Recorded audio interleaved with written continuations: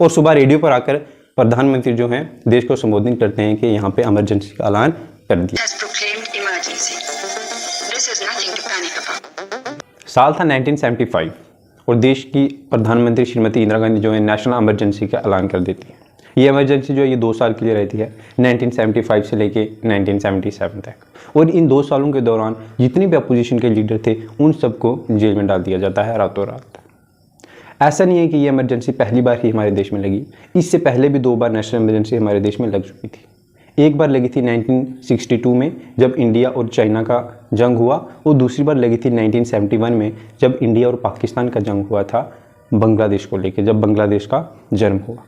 लेकिन इस बार की जो इमरजेंसी थी ये उन दोनों इमरजेंसी से बहुत तरह में अलग थी।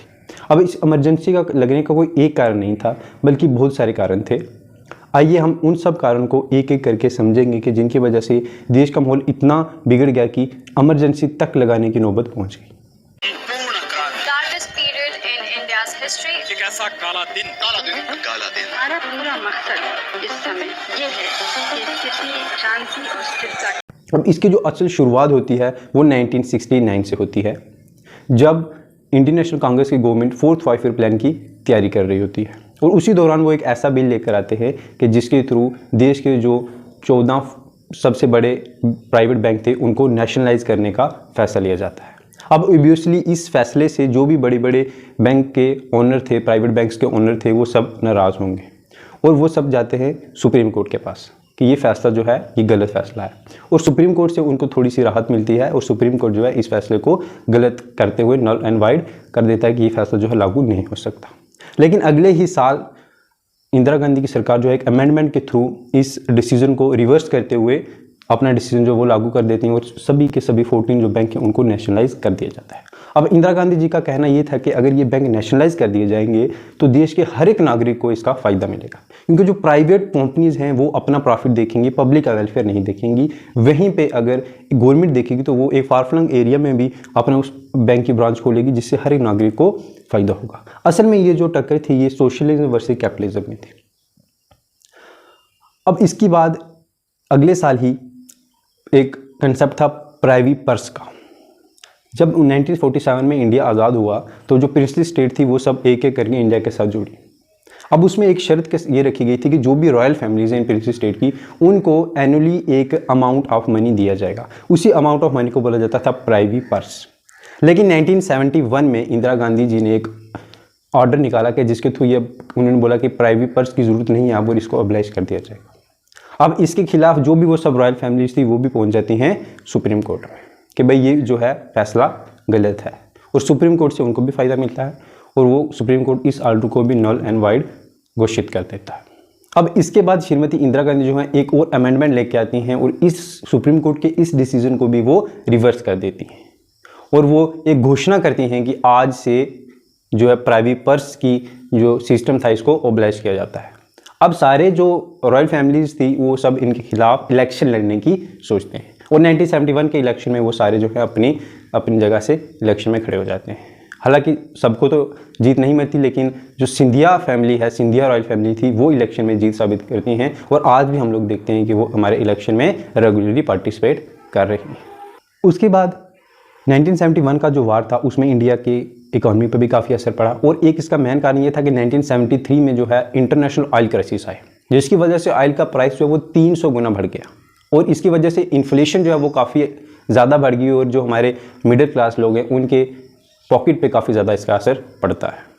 अब इससे क्या होता है कि कांग्रेस काफ़ी स्ट्रांग थी उस टाइम और कांग्रेस के अंदर भी जो है करप्शन आ जाती है और ये करप्शन स्टेट लेवल पर और ज़्यादा आ जाती है। वहीं पे गुजरात के उस टाइम के सीएम थे और वहाँ पर काफ़ी ज़्यादा करप्शन निकल कर सामने आती है और वहाँ के जो स्टूडेंट्स हैं, वहाँ के जो लेबरर्स हैं, वो सब रोड पे आ जाते हैं, हड़ताल हो जाती है सारा कुछ। और श्रीमती इंदिरा गांधी जी पे ये दबाव बनाया जाता है कि आप क्या करो, गुजरात की असेंबली को डिसॉल्व। और इसी प्रोटेस्ट के दबाव में आकर वो जो है गुजरात की असेंबली को डिसॉल्व कर देते हैं। इसी प्रोटेस्ट को नवनिर्माण मूवमेंट भी बोला गया था। सेम कंडीशन जो है बिहार में उसी टाइम लागू होती है और बिहार में भी एक प्रोटेस्ट इस तरह से चलता है और बिहार के जो प्रोटेस्ट है वो भी श्रीमती इंदिरा गांधी जी को बोलते हैं कि भाई असेंबली को डिसॉल्व कर दो बिहार की, लेकिन इस बार वो ऐसा नहीं करती, वो बिहार की असेंबली को डिसॉल्व नहीं करती। वहाँ पे एक इंपॉर्टेंट लीडर थे जेपी नारायण, उन्होंने मूवमेंट चलाई और एक थे जॉर्ज फर्नांडिस जिन्होंने रेलवे कि जो एम्प्लॉयज़ हैं उनके लिए स्ट्राइक रखी कि रेलवे एम्प्लॉयज़ की जो वेजेस हैं उनको बढ़ाया जाए। 3 दिन की रेलवे स्ट्राइक करी। अब इसकी वजह से क्या हुआ, प्राइसेस तो पहले से ही हाई थे, हर जगह स्ट्राइक है। और इन जो अपोजिशन लीडर्स थे इन्होंने पुलिस को बोला भाई आप जो सरकार की बात मत मानिए, जो भी गवर्नमेंट एम्प्लॉयज़ हैं आप लोग भी जाना, मतलब एक तरह का आप लोग बाइकआउट कर दीजिए सरकार को। अब आप लोग समझ पा रहे होंगे कि देश की सिचुएशन कैसे हो चुकी है। पूरा जो इंटरनल सिस्टम है वो पूरा डिस्टर्ब हो चुका है, स्टूडेंट से लेके गवर्नमेंट एम्प्लॉयज़ से लेके सब डिस्टर्ब हो चुके हैं। अब इसी दौरान 1971 में जो श्रीमती इंदिरा गांधी जी के खिलाफ इलेक्शन लड़े थे आदमी, वो इनके खिलाफ जो है इलाहाबाद हाई कोर्ट में एक अपील दायर कर देते हैं कि इन्होंने जो 1971 के इलेक्शन जीते वो गलत तरीके से जीते थे, उसमें इन्होंने कुछ करप्शन वगैरह की थी। और इसमें इलाहाबाद हाई कोर्ट अपना जो फैसला सुनाता है तो ये फैसला सुनाता है कि अगले 6 साल के लिए श्रीमती इंदिरा गांधी जो है वो इलेक्शन नहीं लड़ पाएंगी। अब इसका काफ़ी ज़्यादा आक्रोश देखा जाता है। जो अपोजिशन लीडर थे वो इसके खिलाफ आ जाते हैं कि भाई ये करप्ट पीएम है, इनको रिजाइन करना चाहिए। और वही कुछ जो उनके सपोर्टर्स थे वो भी उनके सपोर्ट में आके रैलीज करते हैं, वो भी प्रोटेस्ट करते हैं।